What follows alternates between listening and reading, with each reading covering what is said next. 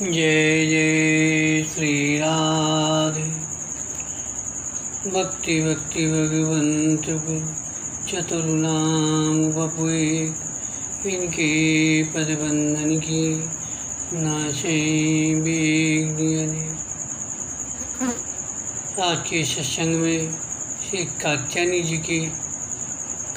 जी के चरित्र का वर्णन करेंगे।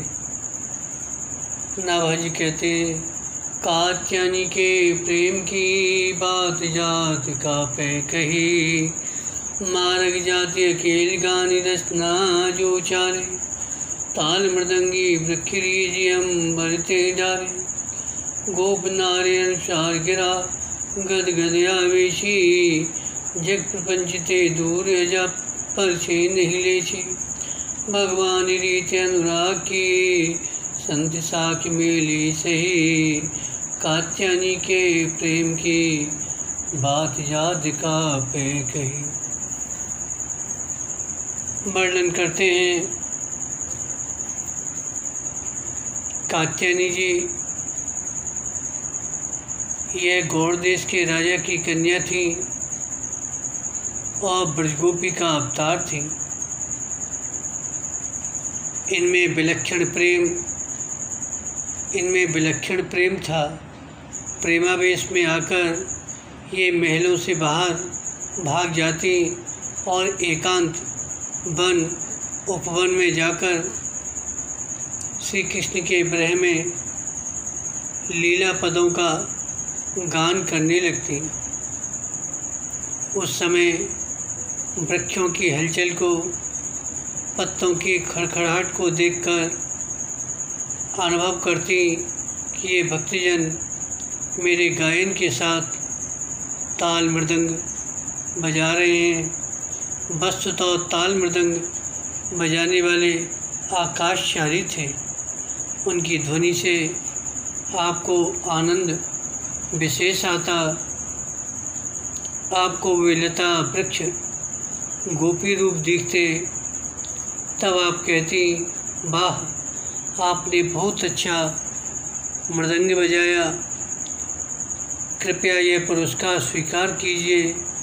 ऐसा कहकर शरीर के वस्त्र आभूषणों को उन्हें पहना देती थी। इन्हें यह सुध नहीं रहती कि मैं नग्न हो जाऊंगी। इनके नग्न होते ही दिव्य सहचरियाँ इन्हें वस्त्र आदि पहना देती। राजा की कन्या थी, अतः इनके प्रेम को देखकर सज्जनों की सम्मति से राजा इन्हें रोकते नहीं थे। जब जहाँ भी भागकर जाती इन्हें जाने दिया जाता। साथ में दास दासी, सामग्री और शिविरों के साथ इनके पीछे लगे रहते, इनकी सार संभाल करते। जंगल में कई दिनों तक मूर्छित रहती। इस प्रकार ये अपने को श्री वृंदावन में ही मानकर यमुना जी, गिरिराज जी की वंदना के एवं विरह के तथा मिलन के पदों को गाया करती।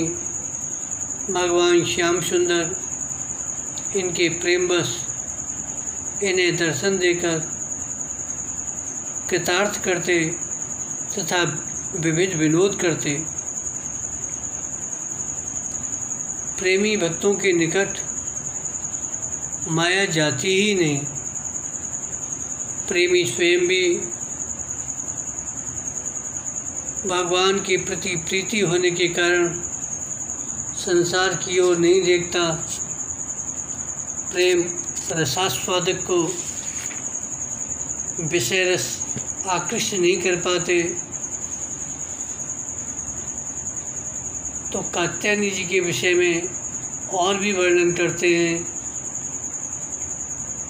श्री कृष्ण प्रेम दीवानी कात्यायनी को परिवार वालों ने पहले पागल जाना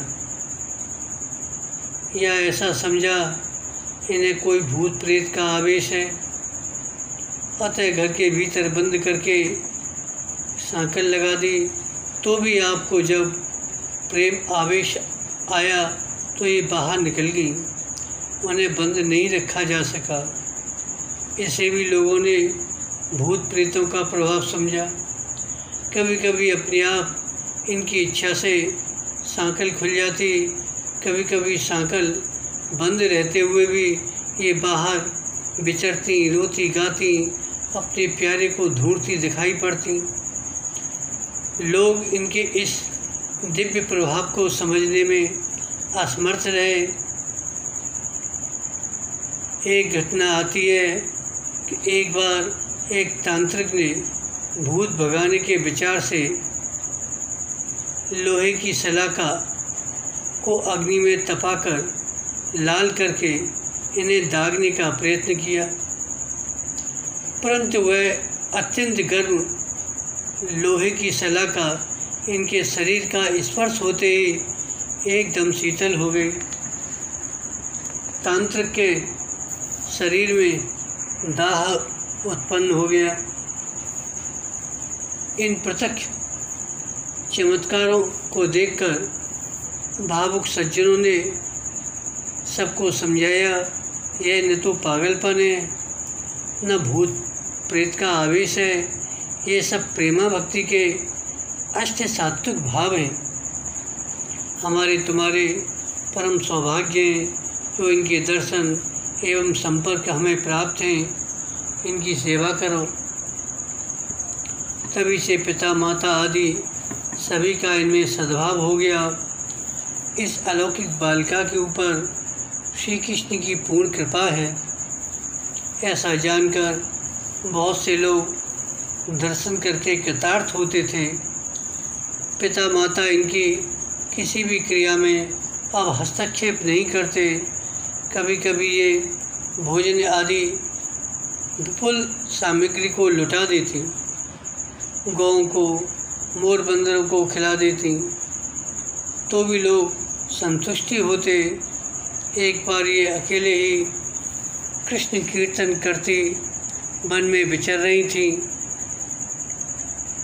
इनके प्रभाव को न जानने वालों ने इनके सौंदर्य को देखकर इन्हें कुदृष्टि से देखा तो तत्क्षण उसी समय अंधे हो गए।